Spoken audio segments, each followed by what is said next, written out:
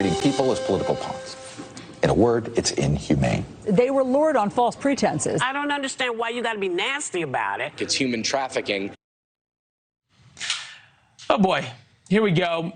The, well, coverage, shall we say, of the either flying or busing of illegal immigrants to sanctuary cities, states, and even vacation islands. Colby Hall is here, founding editor at Mediate, NewsNation contributor, and on balance resident philosopher, and truly in residence. It's nice to see you in person. Love Good to be here. Thanks for having me. So I feel like lost in all of this are the people.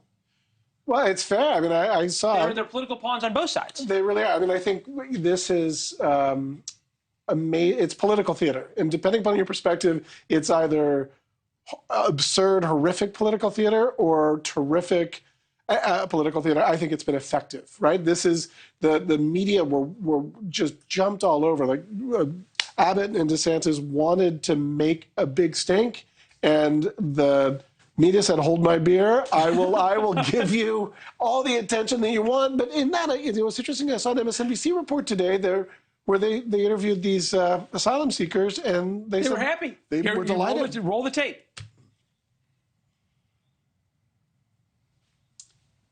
Oh, we don't have the tape, but it is from MSNBC this morning where you could see the anchor was not exactly thrilled that these people were thrilled to be in Martha's Vineyard, courtesy of Ron DeSantis. You go back to this sort of concept of which side you're on and how happy people are. Ron DeSantis spent about $12 million on this.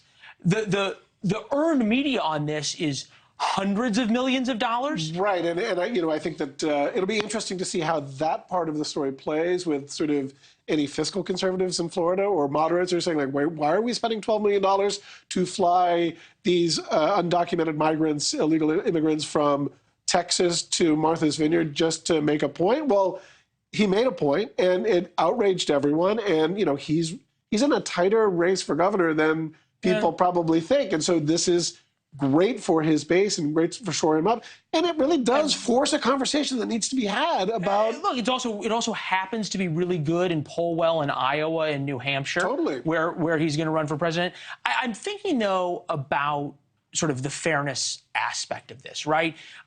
You fly migrants to Martha's Vineyard, and it's human trafficking.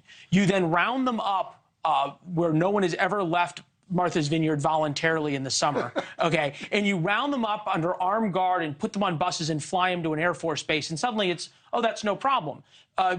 Republican governors send buses from Texas up to Washington, D.C. and New York. We've got video of it, but evidently we're having some technical problems. It's terrible, it's horrific, it's inhumane. The Democratic mayors of El Paso do the very same thing because El Paso's overrun with migrants. Nobody cares. There's no reporters in El Paso. That's right. And by the way, the people that ended up going to Martha's Vineyard, they were delighted. I mean, they were closer to their destination. I will say that Martha's Vineyard does not have an infrastructure that's set up to process these people. New York City and D.C., they are taxed right now. Like Mayor Adams is saying, like, we're running out of beds. We can't do this anymore. And Abbott and DeSantis are saying, well, welcome to our world. Like this is.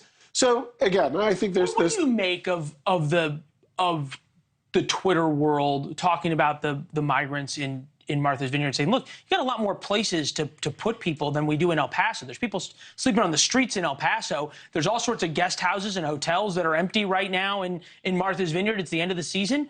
You have signs out that say, we welcome everybody, we love everybody. Why not live by it? Well, I think the issue with Martha's Vineyard that's kind of unique is that it really does empty out. It's like 20,000 people, and after Labor Day, there's just not the people there. There's certainly the space there, but to feed it, but there's 50 people. Of course they can handle. Of course they could deal with that. But the whole debate about the border problem, though, is like we're talking about choosing which Band-Aid we should use on a gushing, we need a. No one's brave enough to say like we should talk about a tourniquet. And I'm hoping, I think Biden has an opportunity here. Well, there was one person who was brave enough to talk about a tourniquet, if you want to use the analogy. Right. Well, of course, right. Well, and that, I mean, it served him very well politically. Yeah. And I think Biden sort of like got very soft at the border as to make up for that. So I think there's an opportunity for Biden to have a political win if he takes this seriously. I don't expect that to happen. Yeah, he so far hasn't. He won't even comment on it. Kamala Harris won't either. It was the second gentleman who finally has talked about it. Hey, Colby, it's good to see you as always. Leland, thanks for coming out on a Friday. Thanks for having me. Talk to you soon. Yeah. Thanks for watching. Go to newsnationnow.com to find NewsNation on your television provider. And don't forget to subscribe. Click the red button to get more of NewsNation's fact-driven, unbiased coverage.